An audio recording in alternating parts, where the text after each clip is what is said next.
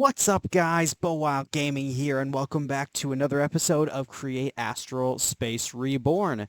Um, Before we even begin, let me address something that you probably saw in my brand new intro. Uh, I'm a robot now. Yeah, so I was trying to figure out possible new skin for this series, and I decided, you know what, a robot would be pretty darn cool. So, um, i i my lore for this is that um, I was gravely injured in some sort of like technological accident, and I was put together back together with robot with like a copper skeleton, and then like pistons for arms and metal girders for legs. That's my lore for why I look like this. Uh, I'm beginning to notice there are a few things I need to fix with the skin, like the dots on the arm pistons aren't centered. There's a weird like texture glitch on the bottom, but I did make this for a Bedrock skin editor, so or with a Bedrock skin editor, so that's probably why it looks so awful. um, so I'm recording this video actually because the last video, which should have just gone up about maybe a day ago or something, I actually recorded it 3 weeks ago, but I only just edited it and uploaded it. Oh.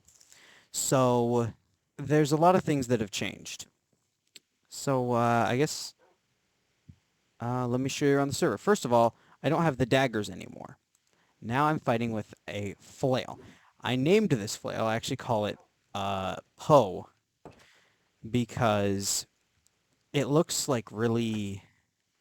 It's kind of like evil looking, kind of morbid. And as you know, Poe was a very morbid writer. I also had one named Lovecraft, but I, uh, it, it broke. So now I've just got Poe. But all right, so these are my two dogs. You've got Millie here, um, Millicent, if you want the full name, and then of course we've got good old what was his name? I forget. Suddenly forget his name. Maverick. That's right. Millie and Maverick. I hope I remember that. Millie's the yellow collar, Maverick's the red collar. That's right. Um, so that's the first change. The second change comes over here. As you can see, I've been growing skyroot trees for the past 3 weeks. I haven't used this for a while because I've actually uh, found a lot easier ways to make some of these alloys. Oops, I busted my toolbox. Second of all, there's this. I upgraded the automation setup here, so I added more water wheels, and I also use this special technique. I call it big cog, little cog. So if you put a large cogwheel on a shaft and hook it up to a small cogwheel, the small cogwheel will spin faster. Then you hook up that small cogwheel to a big cogwheel and hook that big cogwheel up to another small cogwheel. It basically quadruples the speed, is basically what it does, or triples the speed or something. So the gears are spinning a whole lot faster now. So my press is going a lot faster. I've got a deployer here. I've also got a mechanical mixer, and then I've got a millstone so that I can crush stuff into oblivion. Uh, the next big change, this.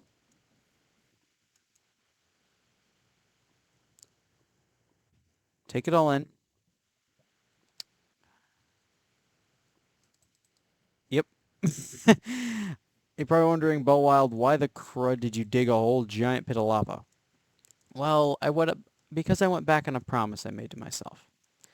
So before the series, oops, before the series started, I promised myself that I would not make an infinite lava source this time. Yeah, I went back on that promise. So once this fills up, it's probably about 9 levels away from filling, because I've been AFKing like basically every night for the past 3 weeks. I basically, once it's filled up, I will have infinite lava. So I'll be able to pump it out of this with this hose pulley. I'll be able to pump it out of the lava source and into like some big old tanks, like fluid tanks. I also lost my recipe book. I don't know where the heck it went, but I lost my recipe book sometime. Um, oh yeah, I finished the Andesite World. Uh, I I finished it a few weeks back, and now I'm on to getting industrial, which evidently I got a reward waiting for me.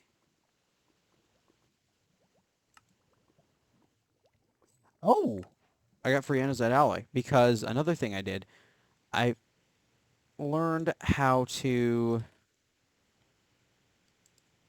make super efficient andesite alloy. So you know how it would take me 3 andesite, 3 nuggets, and 3 clay? Well, now it takes only 1 of each because... Oh, sorry, my mic is going weird. Because of this mixer. I don't know why, but it makes it into fluids, and then I can go and I can cast it into a mold using another thing I just found. I just recently made. Hang on, I think my sound is too loud. Oh, never mind. So I upgraded my crafting room. Yeah, got 2 furnaces. I have this, the Tinker's Anvil. It's basically a better version of the Tinker's Station. It is too loud. Crap. Sorry about that. And then I've got this. This is a seared melter. This allows me to work with molten metals and things. This here is a mason's workbench from the chipped mod, which just basically allows me to make better versions of stone, which I'll get to that, why I need that in a minute. And then this is my auto smelter. It just smelts like whole stacks, maybe 15 seconds. It smelts a whole stack. Now, why do I need this? Well, let me show you. The last and greatest project that I've been working on. So, let me get over here. You might start seeing it on the mini-map or ahead of us in a moment. Here it is. Right there. I was probably wondering, but wow, what the heck is that? Why'd you build a line in the sky? I'll tell you. Why'd I build a line in the sky? Because it ain't just a line in the sky. My being turned into a construct has evidently had a strange side effect on me. I've had a sudden brainwave, probably the circuitry amplifying my thinking powers. I can't build the Redmond Citadel on the ground. There's no room and no good real estate on the ground. You know where there is real estate.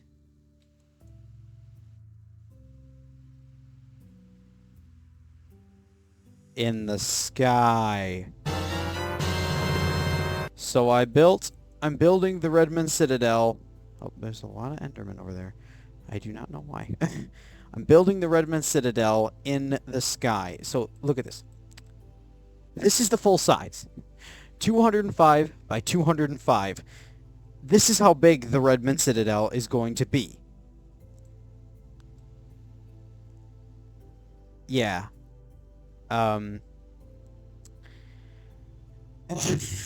It's a big project. It's a very big project.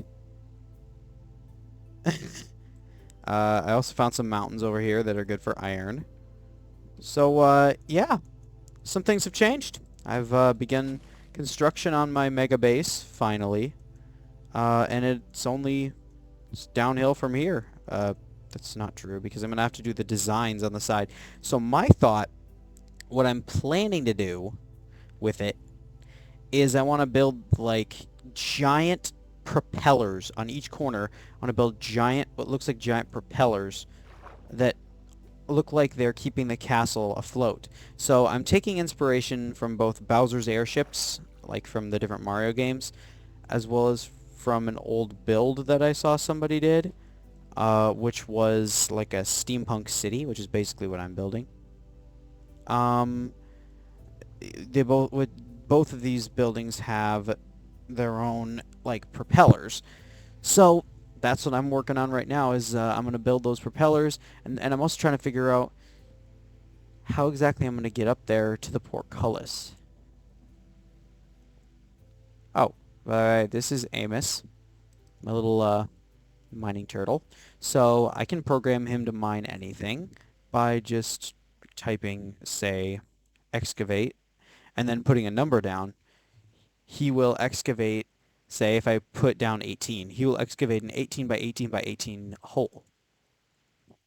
He does run uh on like burnables, but once that lava fills up, I'm set for life. So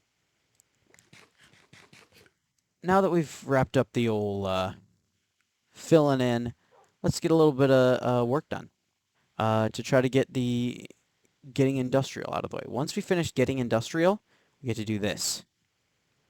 Create Astral. We go to the moon. After this is over, we go to the heckin' moon. So it looks like the next thing I need to do is, I guess, the spout, which needs copper casing, which needs a lot of rubber and a lot of copper. Oh, I only need 3 of each. Oh, okay. I can do that. I did not sleep. Okay. I'm a little bit confused because I haven't been on for a little while. Mainly been AFKing over at my lava generator.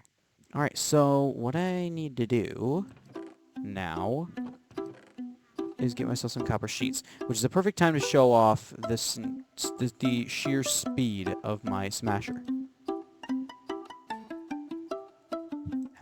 So much faster than it was before this.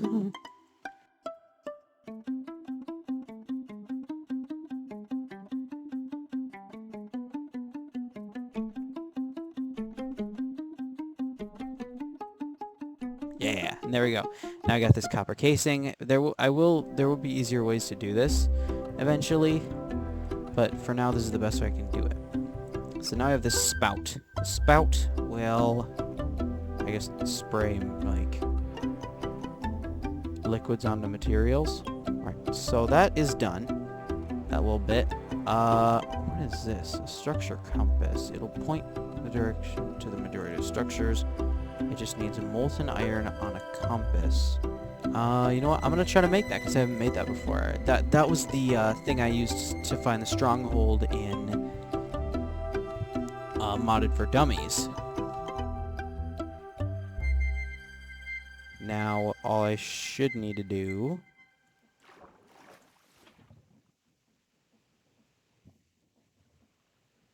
oh, whoops. Aha! I've done it. And then I set the compass there. Ha ha! Da da da da! Explorer's compass. Only trouble is now this is stuck there, I think. Uh-oh. And it is getting night. I think. I can't tell. It rains a lot in this world, and I'm not sure why. It gets very annoying, but, you know. Okay. So I can choose where I want to go.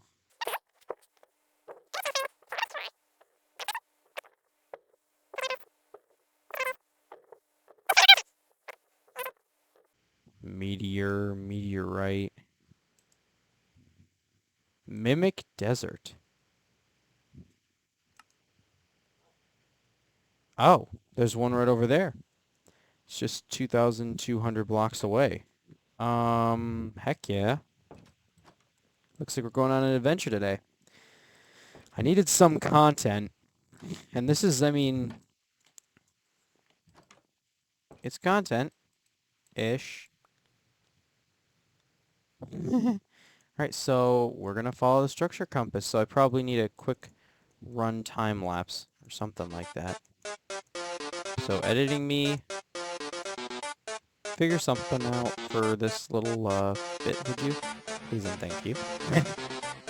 Let's go!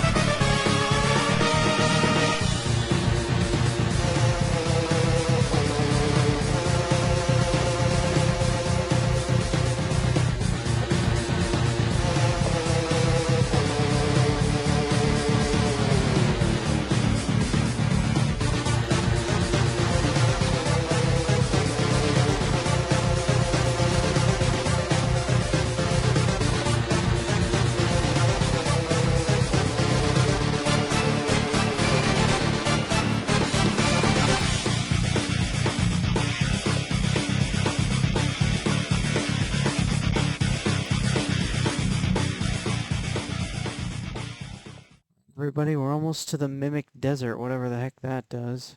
There's a temple. Could that be the Mimic Desert?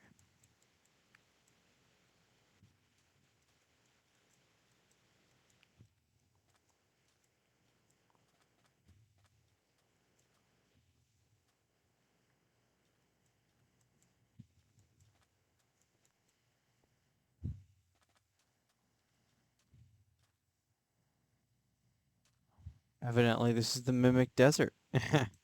Don't know what that is, but it looks like a desert temple. But I bet you it's not a normal desert temple. Do we break in and possibly curse ourselves? You guys know the answer. Heck yeah.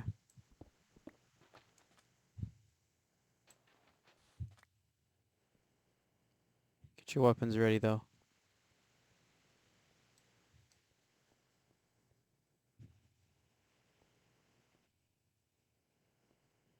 Have a weird feeling about this place.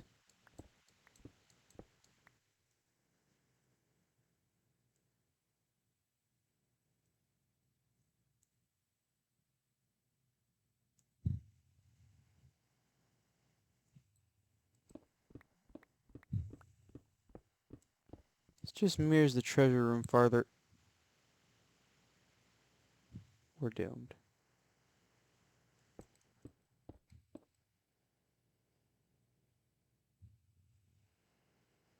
Eh?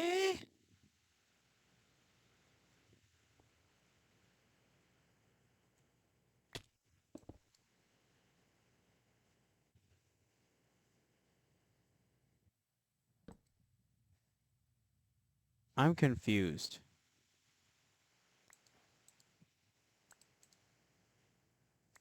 This thing's a stone pressure plate.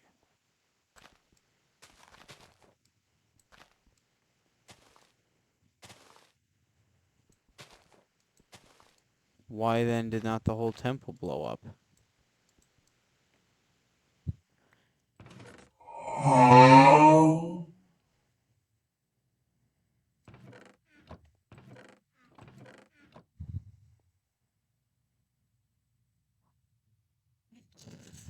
Guys, we were right. There's something here. I guess I should have seen it on the mini map, but hey, I'm not the smartest sometimes. Okay, lay off. No, I'm kidding. I'm beating up on myself. Oh, some string. Ooh, iron. Oh, but the true treasure's in here. Okay.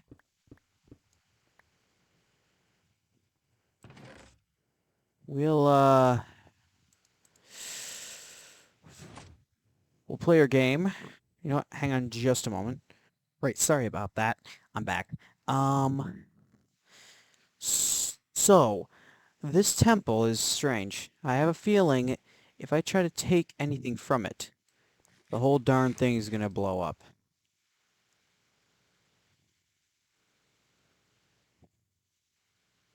Candles? Here's some treasure for you. Candles.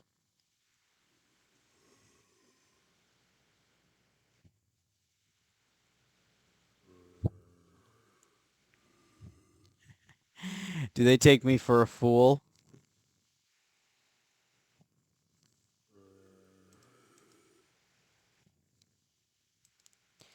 Pretty weak defenses.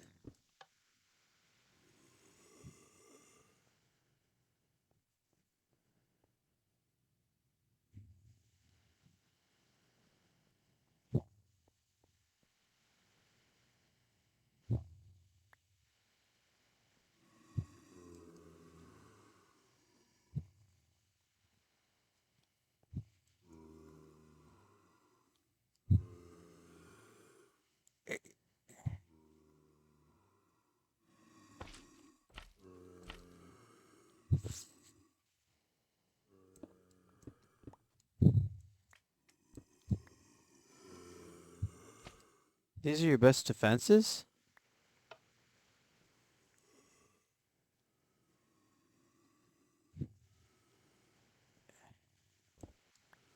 Bruh. Oh, it's supposed to dispense lava.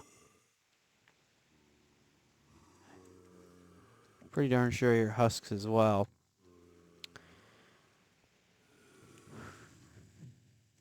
Okay. Something's wrong about this. When I take this, I have a feeling the hall's gonna flood with lava.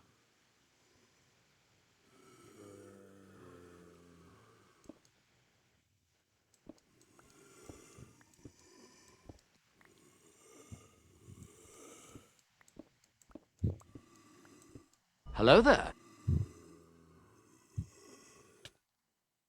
Wow. Or they're gonna pop out of nowhere. Hey, guys. Meet Poe.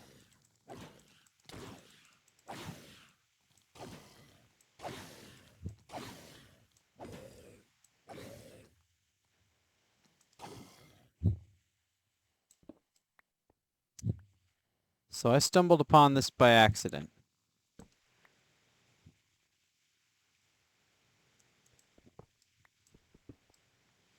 What? There's something entirely too civil about this whole thing. Watch there be a... nothing? Oh, yes! Yes! My favorite music disc. Andesite compounds. Oh. What? Just straight up silk touch.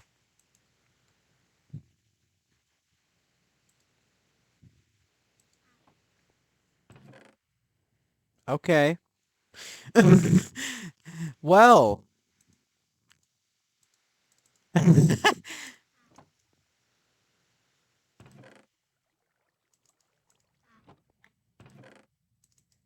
Temple mimic. What? Eerie noise. Okay. I don't need this axe anymore. And there's Moonstone as well. Moonstone's very helpful late game. Or not late game, but like at the end of this chapter, I suppose. Yo! So this was the worst. So it had the worst guards in history and some of the best loot.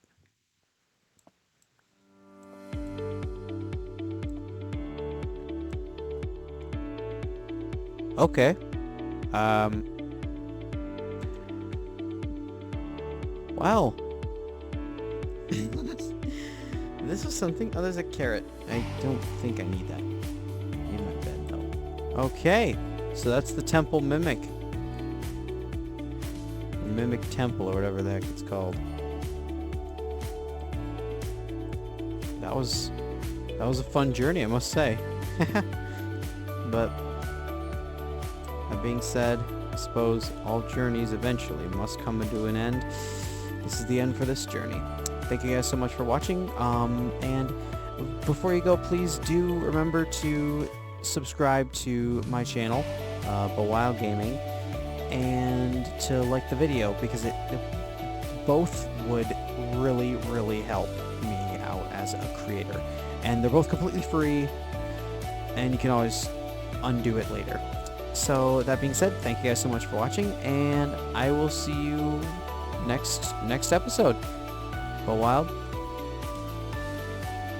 over and out.